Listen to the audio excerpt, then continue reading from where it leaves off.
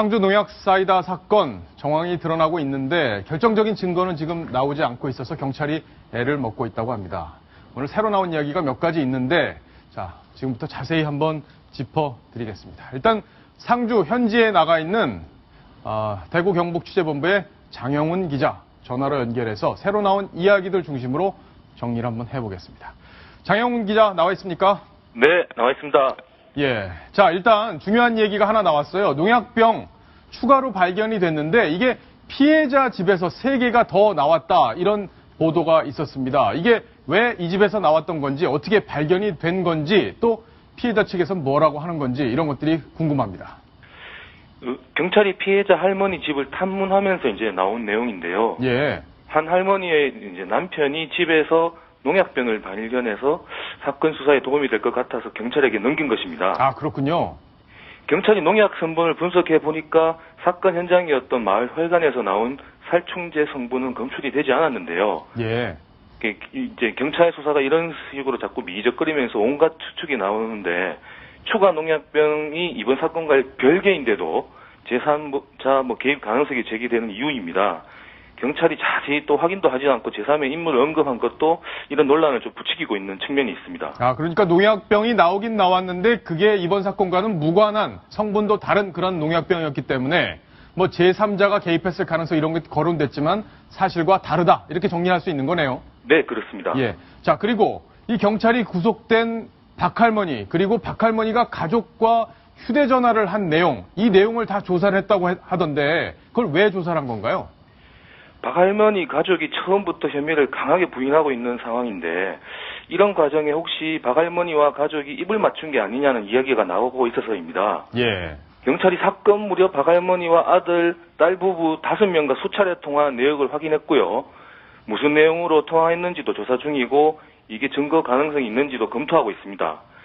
통화 내역을 확인한 덕분에 할머니가 처음에 119 신고를 하지 않은 이유에 대해 전화를 거는 방법을 모른다고 했던 말도 거짓말로 드러났습니다. 아, 그렇군요. 네. 아, 그러니까 119에 전화를 왜 안 했냐 그랬더니 나 전화 거는 법을 몰라 이렇게 답변을 했는데 본인이 전화 건 기록이 그 안에 담겨 있었군요. 그렇습니다. 예.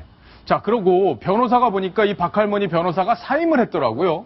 이게 그만큼 사건이 좀 불리해져서 그런 건지 아니면 뭐 가족들이 더 이상 이분은 갖고는 안 되겠다 이렇게 해서 해임을 시킨 건지 궁금하네요.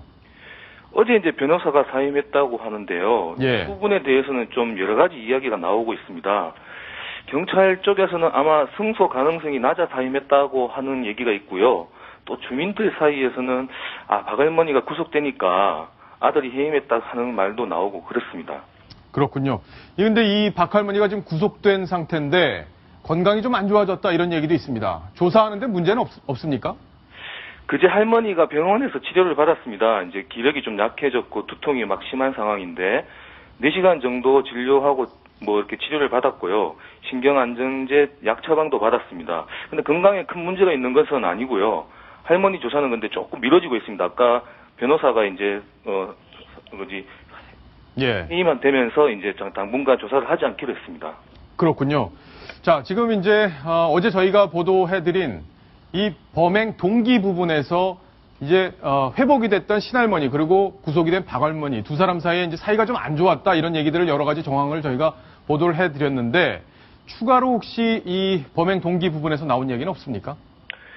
경찰이 할머니들 갈등을 집중적으로 파고 있는 것은 이제 범행 동기라고 보기 있기 때문인데요. 예. 아직 추가로 밝혀진 내용은 없지만 경찰은 수년 동안 갈등과 말찰이 있었고 또 계속 쌓인 상황에서 사건이 일어났다고 보고 있습니다. 예. 몇 명을 불러서 조사를 했는데 비슷한 얘기가 나온 것으로 알려졌습니다. 그렇군요. 자, 그러면 이제 조금 있으면 경찰이 이제 검찰로 사건을 송치를 해야 되잖아요.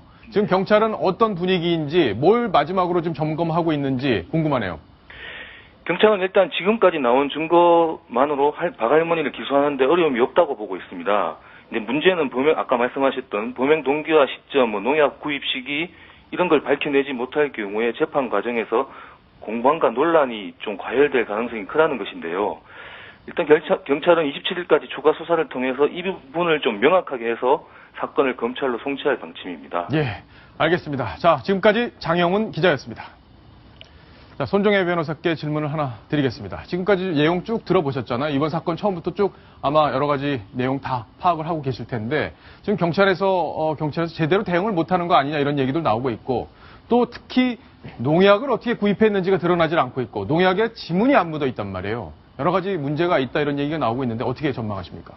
결국은 직접 증거가 좀 부족한 상황이고 범행 동기가 뚜렷하게 드러나지 않고 있다는 여러 가지 어려운 점은 있기 때문에 수사기관의 애로사항이 좀 있는 사건이긴 하지만 법원에서 구속영장이 발부됐다는 점을 보면 그럼에도 불구하고 범죄를 소명할 수 있는 여러 가지 증거들이 현재 우리는 자세히 볼 수 없지만 갖고 있다라고는 추정이 됩니다. 예. 하지만 형사재판에 가면 검사와 변호인과의 아예 치열한 법정 공방이 예상이 되는데요.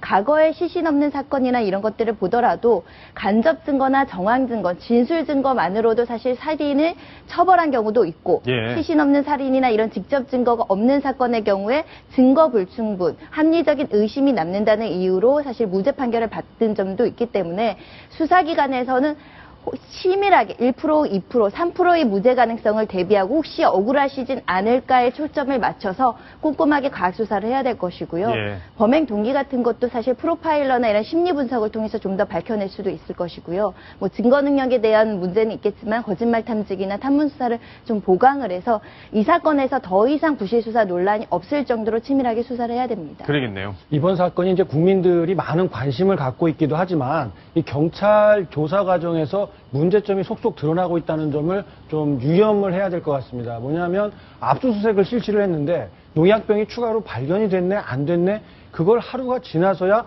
사실은 우리가 이미 다 알고 있었던 것인데 놓치고 있었던 언급이 되지 않았을 뿐이다. 이런 식으로 해명을 하고 있기 때문에 계속해서 부실 수사한 것 아니냐. 그리고 경찰이 직접적인 증거 제대로 갖고 있는 건 맞느냐. 이런 의구심들이 계속해서 나오고 있단 말이죠. 예. 그렇게 되면은 법정에 갔을 때 변호인이 가만히 있겠습니까? 당연히 직접 증거 없이 억울한 사람 잡고 있는 것 아니냐. 가족들이 지금도 계속해서 반발을 하고 있는 상황인데 경찰에서 처음부터 저렇게 부실 대목을 가질 수 있는 그런 허술한 수사를 계속해서 노출을 하고 있단 말이죠. 예. 이런 부분들부터 빨리 바로 잡아야 할 겁니다. 네, 알겠습니다. 이 농약 사이다 살인 사건 할머니들 사이에 벌어진 일이고 이 작은 마을, 시골 마을에서 벌어진 일이기 때문에 또 미스테리로 남는 부분이 많기 때문에 관심이 계속 이어지고 있는데요. 저희가 또 계속 어떤 뉴스들이 나오고 있는지 챙겨서 보도해 드리도록 하겠습니다.